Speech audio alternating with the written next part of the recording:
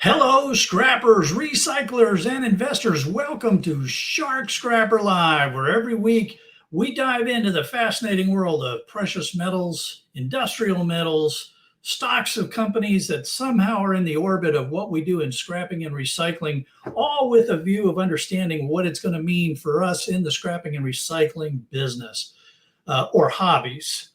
It is great to be here. It's been a very interesting week, to say the least. Lots going on and just some amazing things that happened this week. So, wow, I'm really looking forward to having some fun today and getting into things. Welcome, Scrapping Irish, JR Cat, David Foley, Andrew Powell from New Zealand, our furthest away person, E-Waste Mike, as Megan, Roger at CU Scrapping, ET Mods, Bush Dog Scrapper. It is great to see everybody here today. And we're going to have some fun talking about some pretty neat stuff. So we're going to start right out by diving into gold. Oh, we love gold. Don't we love gold? So we are on the AppMex website. Now, for anyone that is new, I just want to point out that I am not sponsored by AppMex. I just have used them in the past in order to buy and sell my physical gold and silver. I've also used another group called Kitco. Both are very reputable companies, no drama, no stress. For either buying or selling your physical gold and silver. So a real good company to do business with. All right, so we're looking at the 24-hour spot gold, $2,031.40. That's kind of about even for the 24-hour period. And if we look at, let's go up here to the 3-day real quick. You know, we can see the gold was climbing up here. We kind of got up into the 2036s. We peaked out at 2037.80, and then gold dropped off again. But you know, for gold, these are really good numbers, and it's great to see numbers holding like this. If we look at the week, we can see that gold was down 0.5% for the week. We had variability in the first part of the week, sort of a cliff that we dropped off, and then we've had some more variability as we've been slowly climbing back out of that. Again, you know, there's so many macroeconomic things that can affect the price of gold that it's really hard to, you know, to say, oh, this is what caused that to happen. Usually there'll be some major financial announcement with the US markets or currencies, because that tends to drive a lot of investment decisions. And there's so many people that use gold as either a hedge for inflation or in some way a part of their portfolio, that it can have a big influence on gold. If we look at the month, gold is down 2.67%. And for the quarter, we're up 10%. So you know, you look at these numbers, and the good news for us as scrappers is that gold is above 2,000 an ounce.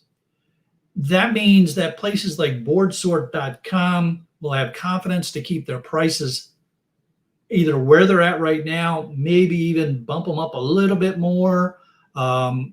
Don't know for sure, but it gives places like that, your e-waste buyers, the confidence to keep their prices up. And that is the benefit for us of being able to sell our material for higher value.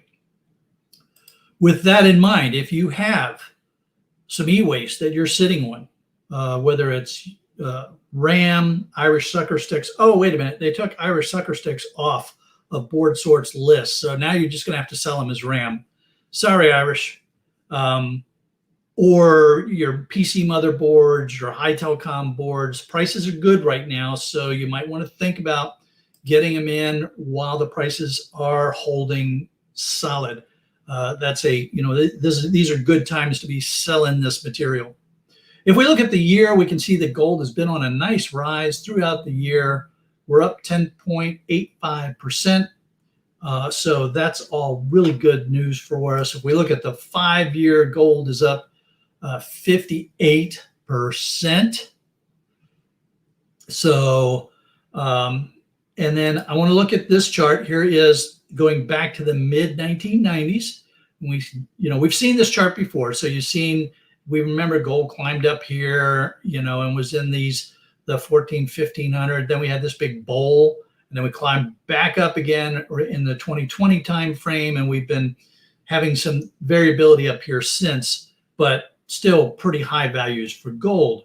Now, the reason I want to bring this up and talk about this is because there are going to be people out there, you may even know some of these people right now, who are, they're saying things like, oh, I need to buy some gold.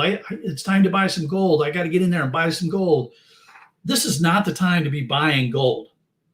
Unless you, for whatever reason, have convinced yourself that gold is going to climb to highs that we just haven't seen before. Now, I'm not saying that can't happen. Clearly it happens, right? We look at this trend back here, there a lot of upward trend here, and it lasted for a long time, and so it very easily can happen. But we are at record highs, in that record high territory. We're not at a record high right now, but gold is in very high range right now. So it's just hard to give any advice to tell someone to go buy gold right now, because the odds are that the gold price is going to drop off, and then you're going to be stuck with gold that was more expensive. So again, I'm not a financial planner. I'm not a certified investor, consultant, or any of those kind of things. But for me, in my mind, this is not the time to be buying gold. This is a time for me to be selling gold, and selling gold in the form of my motherboards, my electronic scrap, the things that I will get paid for. So I just can't suggest doing this. But because there are going to be some people that do want to do this, and it's not my place to maybe they know something I don't about where the price of gold is going. What I do want to spend a little bit of time on is premiums. Now, premiums become very, very clear when you're talking about gold. So if we go down here on the APMEX website and we look at an American Gold Eagle, and they're asking $2151.39 for a 1 ounce gold eagle. So if you deduct the spot price, you get $119.99, essentially $200, that you're paying above spot for a gold eagle. For a maple or a Britannia at $2121.39, you're paying roughly $90 above spot. For a Krugerrand, you're paying about $100 above spot. So that premium is how people like APMEX make their money. They have to buy this material in large quantities, so they have it on hand, so that when you want to go buy one or more of these coins or rounds or bars, they have them there to sell to you.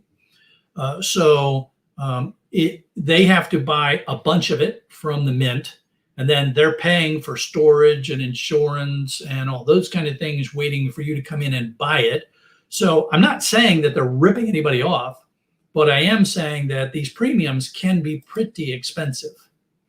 And if we look at Gold Eagle prices here, wait a minute.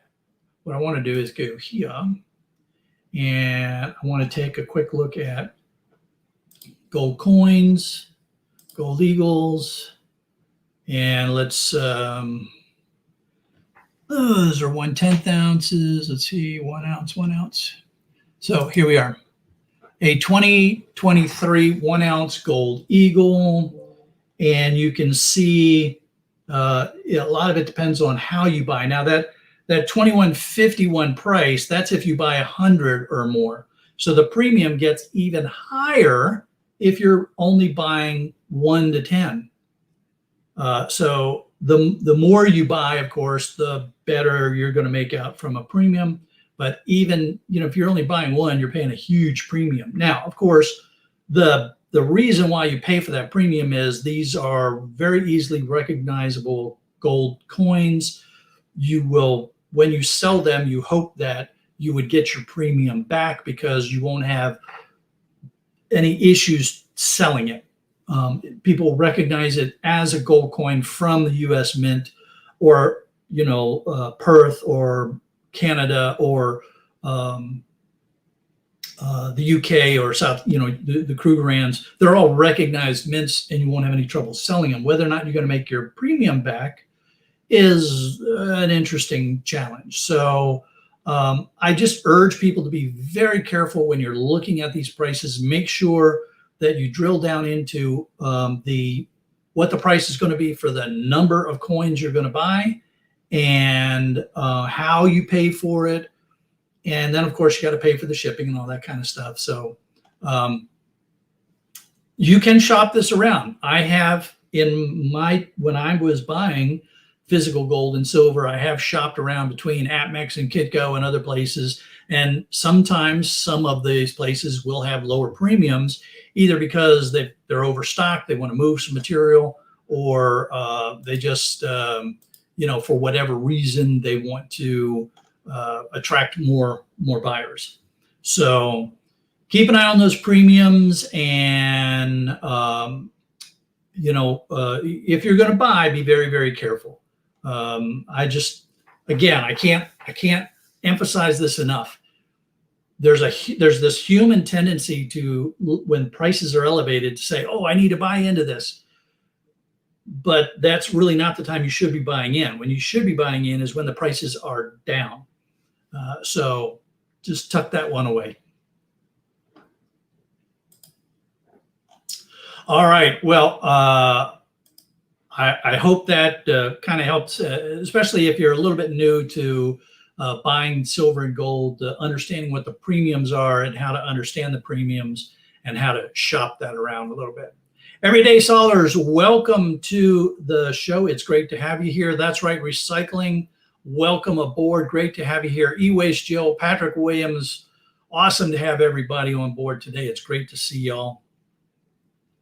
So our safety note for today comes from the video that I put up at the end of the week, where I was scrapping out that really old Apple Macintosh computer. And I had one comment in particular where they said, after watching this video, I feel like I need to go get a tetanus shot. So it got me thinking about tetanus and the importance of paying attention to that for what we do in scrapping and recycling. Now, tetanus is a bacterial infection. Clostridium tetani is the scientific name for the bacteria. Essentially, the spores of this bacteria live in the dirt and on things, and they get into our body by, puncture wounds, through dirt, in particular dirt, or those kind of things coming in contact with open wounds in our bodies. Now, I don't know about you, but as a scrapper, I cut myself. I'm not as bad as Ian when it comes to cutting myself, but I cut myself every now and then, right? We all do. And so and you've seen the condition of some of the computers that I regularly scrap. I mean, some of those things are nasty, and I have no doubt at all that the tetanus bacteria is just waiting for an opportunity to get inside me. Now, that's one of the reasons why I wear gloves when I'm scrapping. But I also keep up with my tetanus vaccination. You'll want to check with your doctor on periodicity and such. I saw when I was getting ready for the live stream this week, I looked at the CDC recommends 10 years, I think was for the average person. But I would suggest that you talk to your primary healthcare provider, let them know that you are routinely dealing with rusty things, sharp objects, that you are, if you're dumpster diving, if you're picking stuff up in areas that bring you in contact with, not so nice soil and dirt and stuff, they might want to check your record to make sure that your tetanus or your tetanus booster is good to go. If you get injured, you want to make sure that you are careful about the wound. You absolutely want to clean the wound as quick as you can. But if you can't remember the last time you had a tetanus shot, then you'll want to consult with your primary healthcare provider, find out if you should get a tetanus shot, and what you should, how you should handle that. Because tetanus is not good. I mean, it causes painful muscle spasms. So when the spores enter our bodies, they germinate, right? And then the bacteria releases toxins that go after our nerves, and that causes nerve spasms. That's why it's also called lockjaw. And because it can lock your jaw shut. That could be an interesting diet mechanism, couldn't it? I could lose a few pounds. Oh, well, anyway. I don't recommend that diet, by the way, I'm just joking. So, it is, it's not a pleasant thing. The good news is that it's treatable with, you get if you're up to date on your vaccines, you're probably not going to get infected anyway. But depending upon where you are, with your vaccinations and how long you wait after you notice symptoms and things like that, there are treatments that the medical community can use to help you get through what it can do. Now, it can kill you. So it's not something to be taken lightly. So you need to be thinking about this, because as scrappers, we are routinely in contact with dirty, nasty things that want to cut us and introduce all kinds of nasties into our bodies. Having said that, I kind of think that scrappers probably have some really strong immune systems when you think about all the stuff that we expose our bodies to on a routine basis. So, I think we're probably, in that sense, got some pretty good immune systems going anyway. But you don't want to take any chances with tetanus, because it can really cause you some problems. So let's see, somebody. So that's right. Recycling. His doctor says 7 years. Okay, very cool. See, that's why it's important that you consult with a doctor. I was looking at the CDC website, and that 10-year might be for the average person that is not engaged in the kind of stuff we're in, or there may be other reasons why your doctor is saying a different number. So yeah, absolutely, go with what your doctor is recommending to you by all means.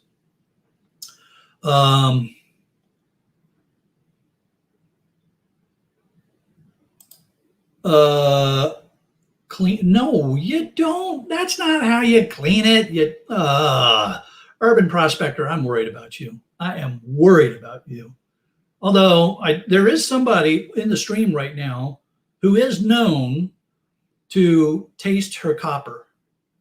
So I'm not going to say any names. Okay, just everyday sellers. But you just got to watch out for that kind of stuff. Okay.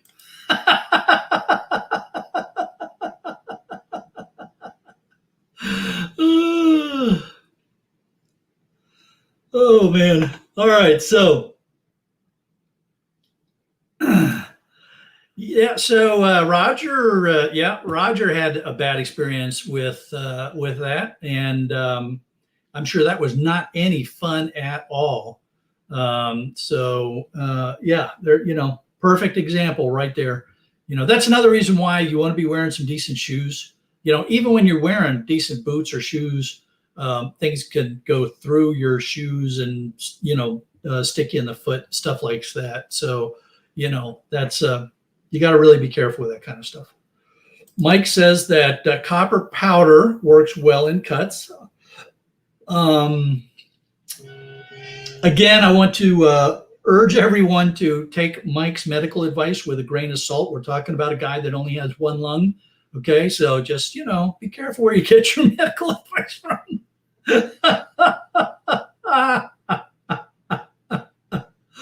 Oh, man.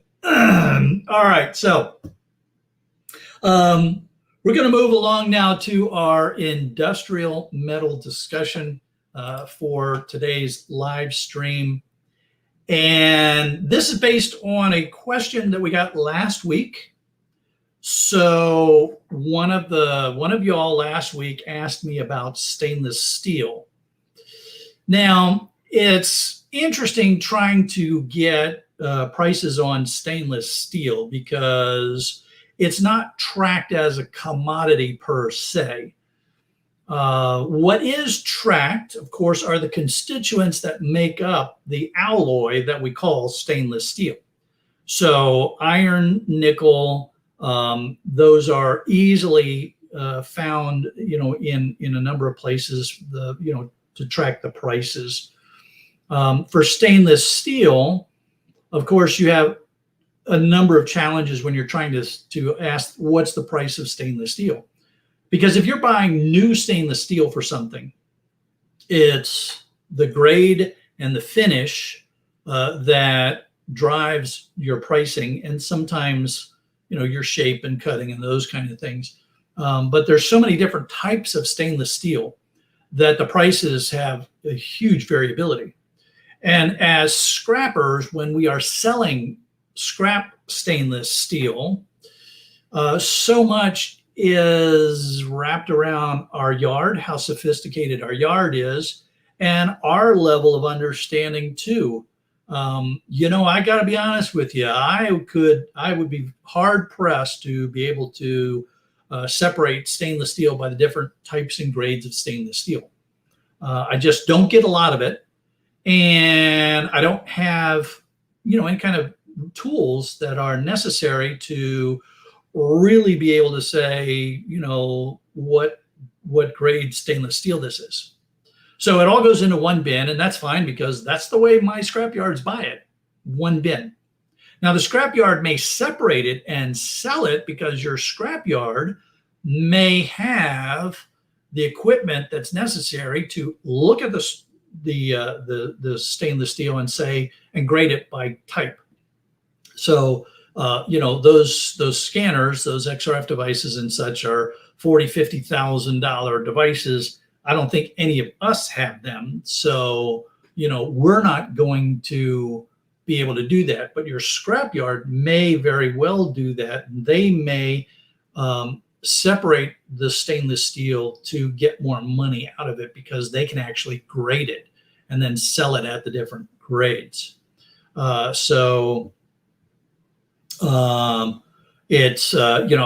Stainless steel is a weird one. So what I decided to use as, hey, Audrey, great to have you here. By the way, I got your box from the post office. I haven't opened it yet. I'm going to try to get it open this week and put up either a short or add it into a video this week. Thank you very much. I have no idea what it is, but thank you very much. So what I chose to do is look at nickel because nickel is one of the constituents that would go into stainless steel. And when we look at the price of nickel, we see that this is the 5-year price. And, we're up a little bit for 5 years, but we had some really tall, we had some stainless nickel spikes back here in 2022, dropped off again, climbed back up again, and has been dropping off ever since. Now let's zoom in a little bit from that 5-year, and let's just zoom in here so we get a better idea. Yeah, nickel is just dropping off.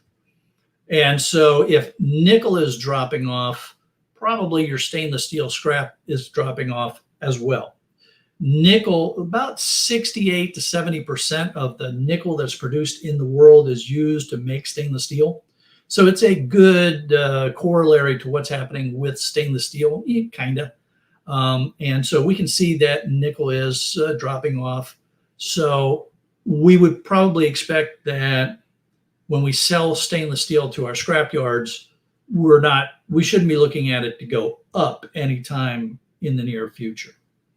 So, I would treat stainless steel like your basic cash flow type metals. When you have enough of it to make a reasonable amount of weight, then you take it in and sell it. Whether it's a bin or box, whatever you're using, just don't hoard it, because I don't see any reason to be stashing your stainless steel. Take it in, sell it, get what you can for it, make it part of your cash flow, and just keep moving along. I don't see any reason to be stacking it up. So let's see what comments you all may have had on stainless steel as we've been looking through this. We're going to go back up here in the stream a little bit. And I thought we had somebody new pop in too that I didn't say hello to yet.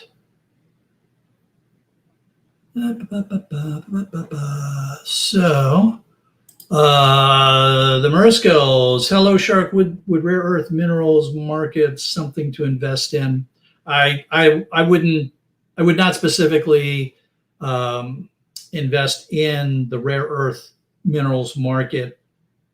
It's first of all, it's tough to find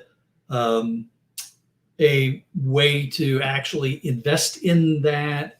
You can, there's mining companies out there that mine rare earth minerals. A lot of times they're in conjunction with other things that are being mined.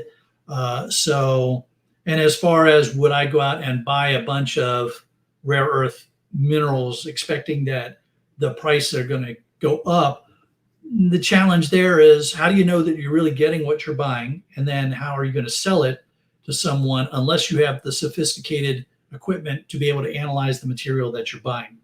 So I just feel like that's ripe with a lot of challenges and a lot of ways to get ripped off and taken advantage of. So I would not go down that road, other than if you were into removing tantalum capacitors or something like that, maybe build those up and then sell those if you have a tantalum buyer. But even that, I think the last time I looked at board sort, the tantalum prices went down.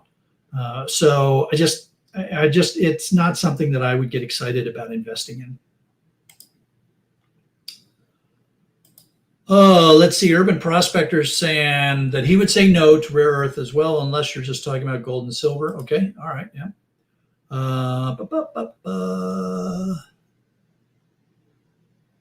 And let's see.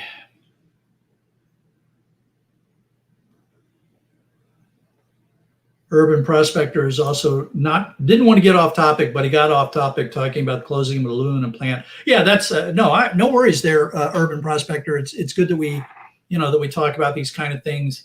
I tell you what, next week I'll be doing aluminum, so I will make a note right now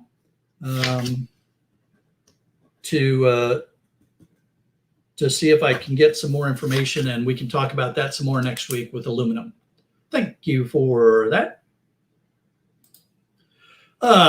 Truck Fan 542, welcome to the show. All right, so that's stainless steel. It's something to get your cash flow going, and you're going to find it anyway out there. So you might as well go ahead and get it and sell it, and keep it moving. All right, our next note here, our next subject for this live stream is our business note. And our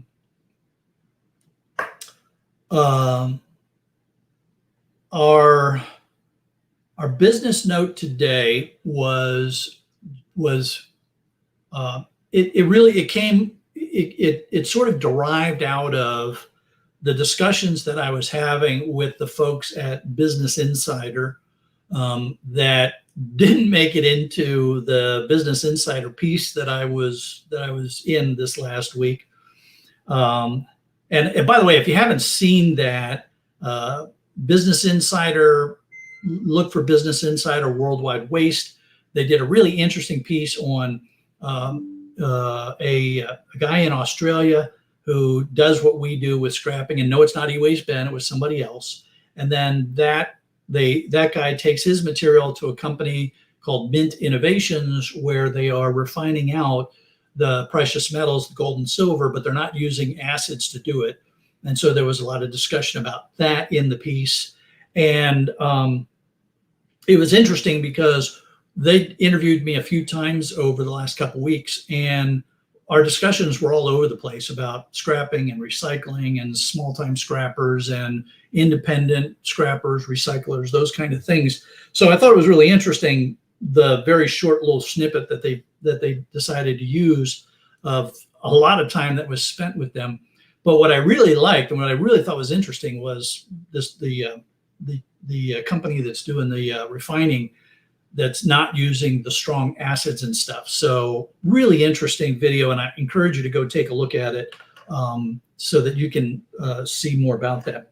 But the reason why this led to our business note for today was one of the things that they and I talked about a lot as part of the background discussion was this concept of time being money. You know, you hear it all the time. People say time is money. And we say it a lot, you know, in our work and our hobbies. And it's one of the things that I try to promote a lot in my return on investment series, is understanding the time that's involved in the stuff that we are scrapping. Now, if you're a hobbyist, you don't care about time. In fact, for most hobbyists, you want the scrapping to take more time because it's your hobby. It's what you're doing to occupy your time. So you want to spend time doing it, and the time has no value to you other than the enjoyment that you get by scrapping. When I was doing it as a hobby, I used to refer to it as, you know, my hobby that paid for itself. Kane Henry, welcome. Ralph Morick, welcome. Great to have you all here. So there are, you know, time, while time is money, if you're a hobbyist, then it doesn't matter.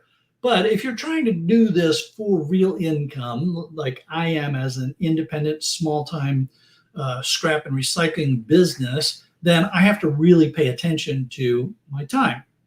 And that's why I started doing the return on investment videos that I would put up every now and then, to just show that, you know, if I put this amount of time into a certain piece of scrap, I can make this much money. But if you account for the time, I'm making, you know, $5 an hour, $10 an hour, $20 an hour. You know, the numbers are all over the place depending upon what the item is and such. And then, of course, the more that you do something, the more efficient you become at it, the more tools that you invest in doing it, you can reduce the amount of time that it takes you to get at something, and that can increase the value to you. So this whole time is money concept is such an important part of the small independent scrapper.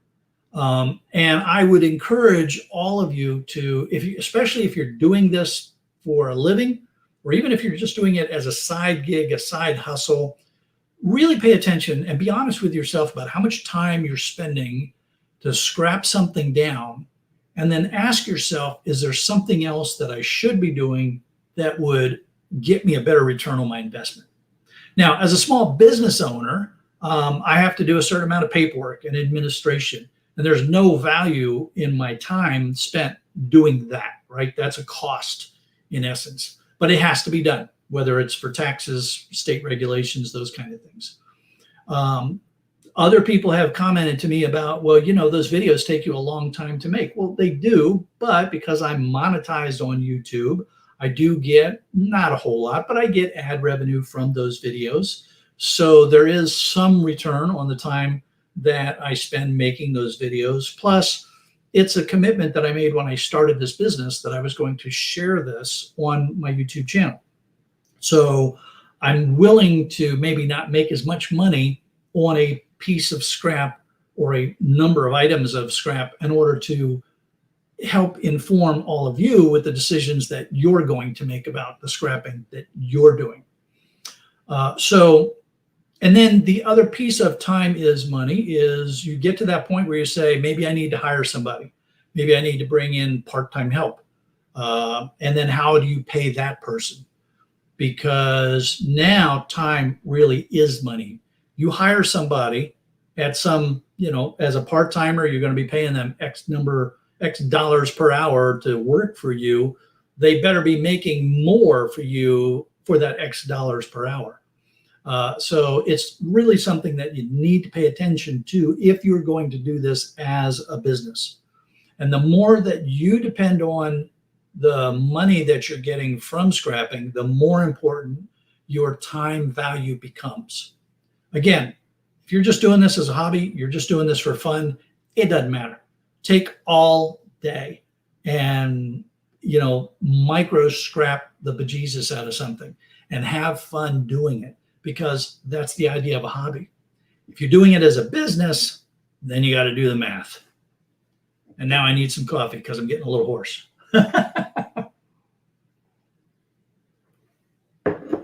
So let's see, what kind of comments did we have while I was going to town on time is money thing. So I'm just looking here. Dave Foley said that he saw that Business Insider piece this morning. Okay, very cool. I hope you enjoyed the piece and got some good stuff out of it. I was fascinated by that company that they interviewed there, and I hope to learn a lot more about that in the future. Truck Fan 542 wants to know if I ever spilled a container of scrap. Oh, yeah. Yeah. I mean, let's see. I have had boxes ready to go to board sort that I bumped off the edge of the tailgate or something like that, and then I had to repack them. I had a Gaylord box full of motherboards, and I had to spill that one on purpose because the forklift operator down the street who was going to come help me load it had something come up and he wasn't able to, and I had already made arrangements to get the load up to the scrapyard. So I literally had to dump the bin, and then reload it, put the empty Gaylord box and pallet up in the Sharkmobile, and then throw everything back in it. So that one was kind of on purpose, not by accident. We do have somebody in the chat who has admitted to spilling his gold bearing solution all over his concrete shed floor. I won't say any names there. Save Scrapping Irish the embarrassment. So yeah, it happens. It happens. Oh, let's see here.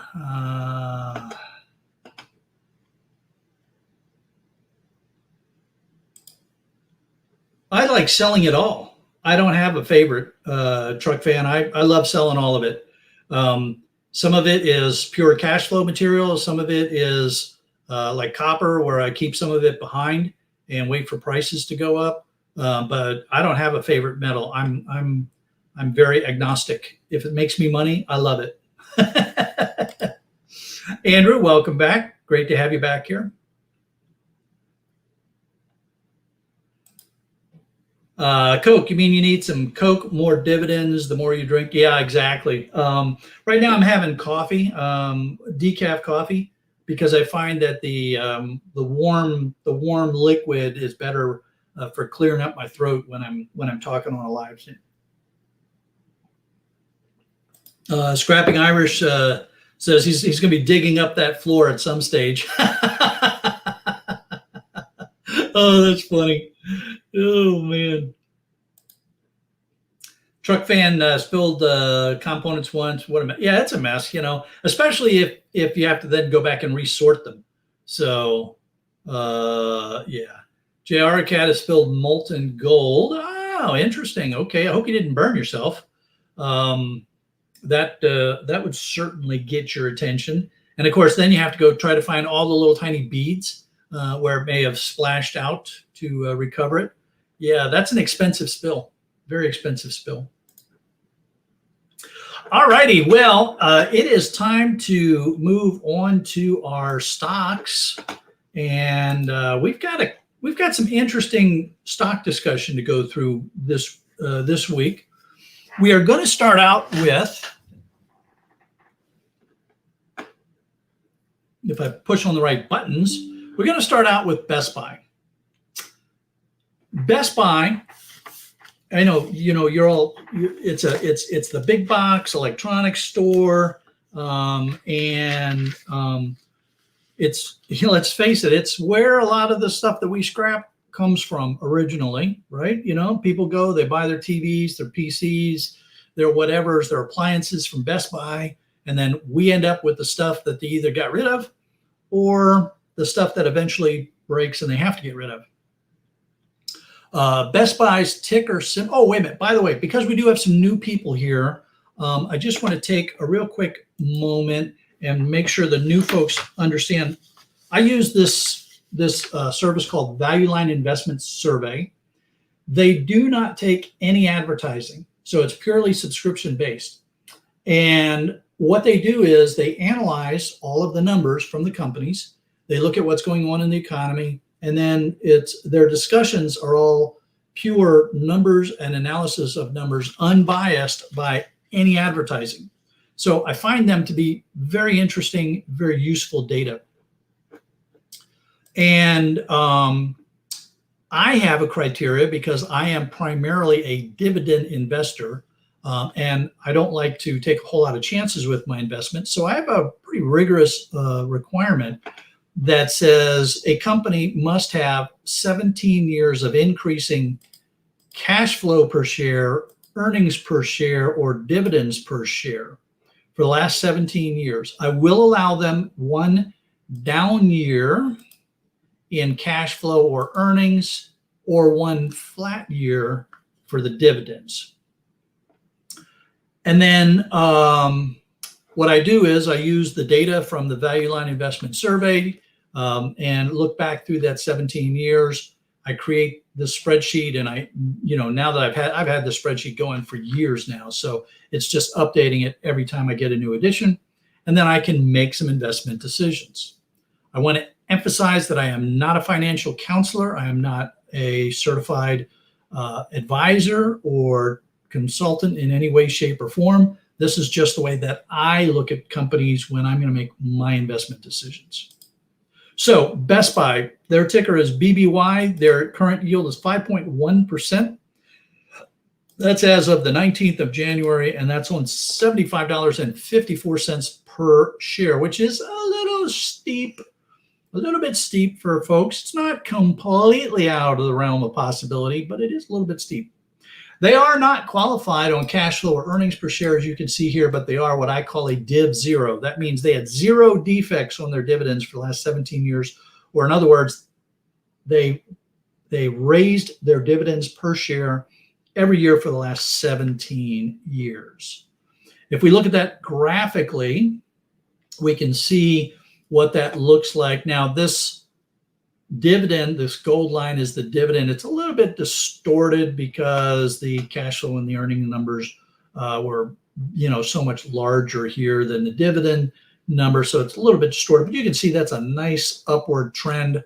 No negative numbers. Here's the year-to-year changes. And you can see these gold bars are always above the zero line. That's what we want to see. We actually don't have that many negatives for cash flow or earnings, but it only takes you're only allowed one. So they would not be qualified other than through their dividend per share, which is what I look at the most. And 5.1%, that's a good dividend. That's one that's worth considering. So if I was in the buying market right now, I would be seriously considering Best Buy. However, let's see what the analysts at Value Line Investment Survey have to say. Best Buy sells consumer electronics, personal computers, software, and appliances, operates 925 stores in all 50 states, Washington, D.C., Puerto Rico, 20 Pacific sales, 14 Yardbird, 19 outlet centers, Canada. So I don't see that. It looks like they're not in Europe, though, from what I'm reading here. So my European friends, you can always buy stock in them, but you won't have a direct interest in them. Bottom line here, I'm going to just cut to the chase. They suggest investors take a wait and see approach. While all the new technology and stuff like that should be supportive of long-term growth, there's a lot of near-term uncertainty regarding consumer spending and the impact of discounting on the margins. And what I cut out here was there was a lot of talk about all the discounts that Best Buy was using during the run up into the winter holidays to get people in the stores. So when they discount stuff, of course, that hurts their margins and their earnings. So that's why the analysts are suggesting that you might want to hold off. Now, having said that, 5.1%, that's a good dividend. And because I'm purely a dividend investor, I might consider making this investment if I was in the buying game right now. As I'm pretty sure all of you know, I am moving this year. So I am consolidating my cash position so that I have the money that I need to relocate the business, to buy a new house, all that fun stuff that happens when you move. So I'm not in the buying market right now. Our next company, and it's going to be a group of companies. The reason that I say a group of companies is because these are what Value Line calls Electric Utilities West. Now, what Value Line does with electric utilities is they break them up by geography. Otherwise, it would just be a huge industry group to analyze. So they break them up by West Coast, East Coast, Central, that kind of stuff, as a way to be able to organize them a little better and make it easier for people to keep track of them. First up is Avista Corporation, ticker symbol AVA, 5%.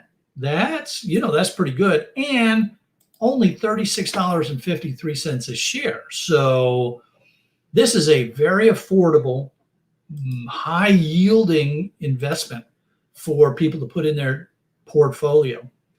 They're not qualified for cash flow or earnings per share, which doesn't surprise me at all, given that they are a utility, but they are a Div 0, and that's what you want a utility to be. The whole reason you invest in utilities is for stable dividends. It's just the nature of the beast with utilities that you're going to get good, stable returns from them. So if you're looking for some reasonable returns, utility companies are a great place to go. They're boring. There just isn't a whole lot of excitement.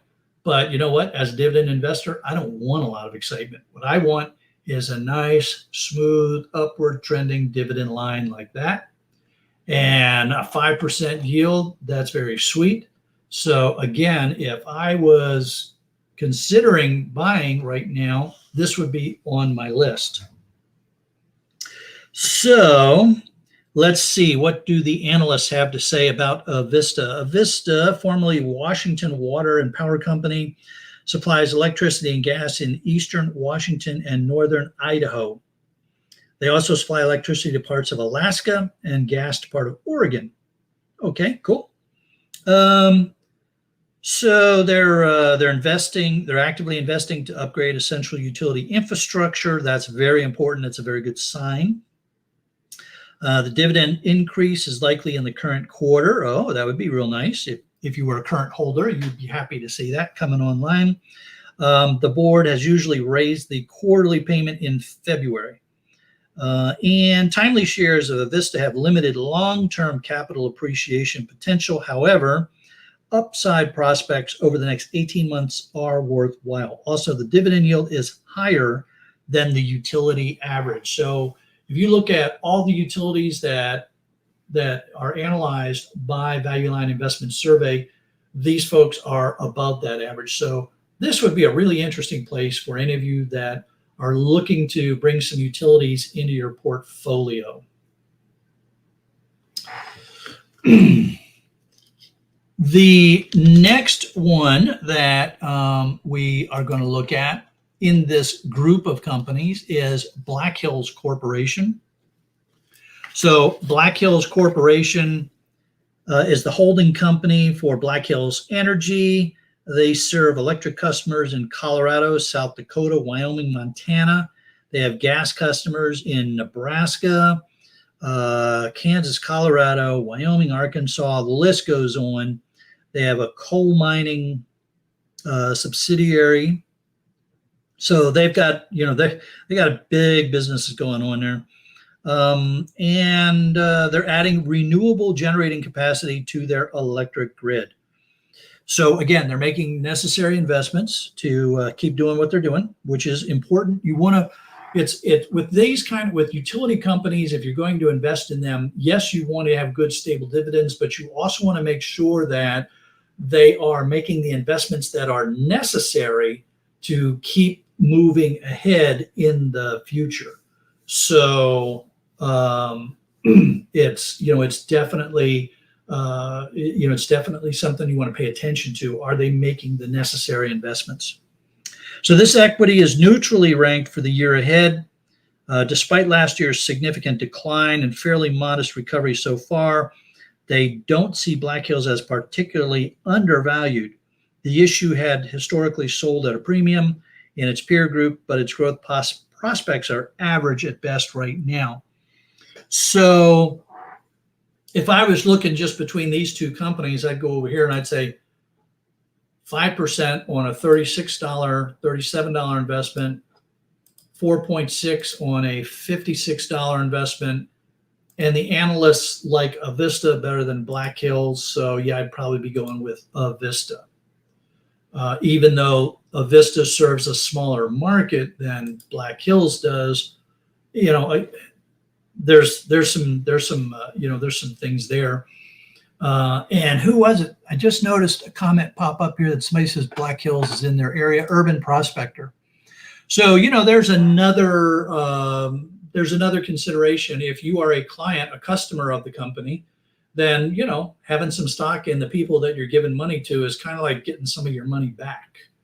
Urban Prospector also made the comment that NextEra down in my area is another one to look at. I think we've looked at NextEra in the past when they have come up, but we'll definitely take a look at them when they do cycle around the next time around,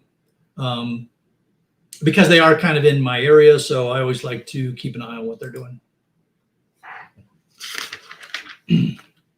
All right, so next up here, we're going to take a look at Edison International. Edison International is at 4.3% on $73. So they're the most expensive of the three we've looked at, but their yield is not fantastic. So let's see if there's any other reason to like them. They are div zero. All three of these companies are div zeros.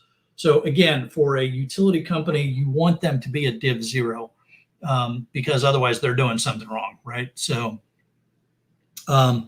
Edison International is the holding company for Southern California Edison, otherwise called SoCal Edison, which supplies electricity to 5.2 million customers in Central, Coastal, and Southern California.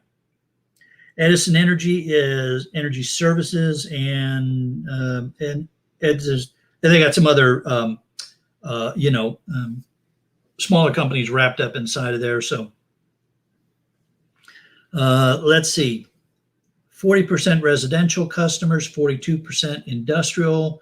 Their generating sources include nuclear, gas, hydroelectric, purchased.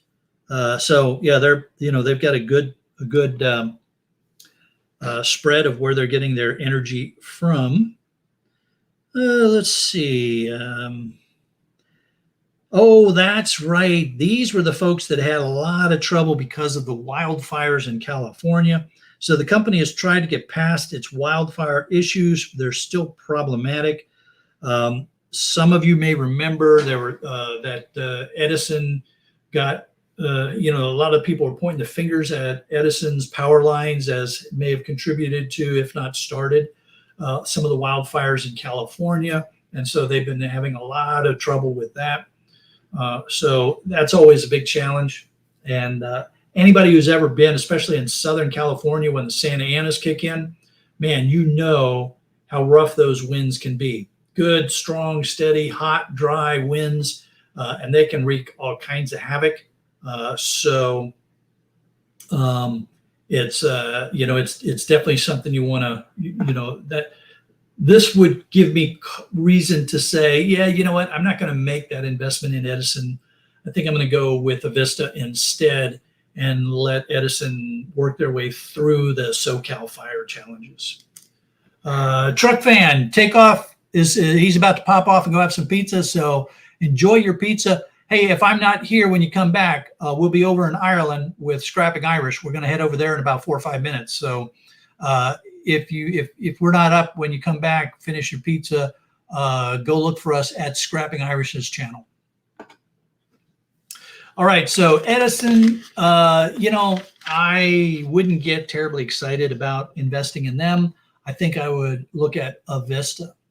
And then the last company that I want to look at here on this Electric Utilities West is Northwestern at 5.1% on $51.37, and also a div zero. Now remember, Vista was 5% on 36, so a little easier to buy in, but you're going to make more money on Northwestern because that's 5% of a bigger number. So if you can afford Northwestern, you may want to take a look at them.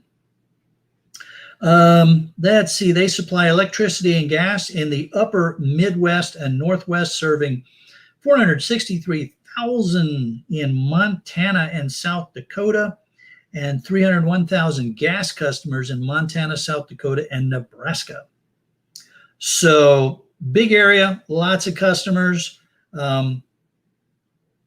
The Northwestern shares are ranked to underperform the year ahead broader market averages. There is, however, worthwhile upside to the midpoint of our 18-month target range, and the dividend yield is a full percentage point above the utility average. So essentially, and I can't read all the details in the analysis here to you, obviously, but it's a reasonable company to consider investing in. And if you were going to invest in either one of these companies, Northwestern or Avista, I would highly encourage you to do your due diligence, look at them very carefully, speak with a certified financial planner or stock advisor before you make any kind of purchases, because you can lose all your money with a stock, no matter how careful you are. And even despite using, my really rigorous requirement of 17 years or more of increasing dividends per share, hey, things happen, right? So you always have to understand that whenever you make an investment in stocks, you can lose everything. So I do encourage everyone to be very careful with any of the stock investments that you make. And please seek out qualified counsel. Hopefully I will give you some ideas, and then qualified or certified advisors can help you understand the nuances before you make any specific investment. All right, everybody, it has been an awesome hour. I can't believe the time has flown by as fast as it has, but it will soon be time for us to head across the pond. Homer's Reluctant Odyssey, welcome. Great to see you come in. It is just about time for us to make the trip to Ireland. Now, if you have autoplay enabled, when I end this stream, you will be automatically redirected over to Scrapping Irish's live stream in Ireland. If you do not have live stream enabled, if you do not have autoplay enabled, then what I encourage you to do is to go to YouTube, go in that search bar, type in Scrapping Irish. You'll see him pop up, and you'll see the link to his live stream, and you can join us over there. Scrapping Irish always has a lively discussion. You never know who's going to show up in the panel. You never know what direction the discussions are going to go in. And there's a lot of good back and forth about scrapping and recycling and scrap related issues and just life and stuff that's happening. So I look forward to seeing everybody across the pond in Ireland. And I want all of you to have a very wonderful, safe day, and check when you last got your tetanus shot. Have a good one, y'all. We'll see you in Ireland.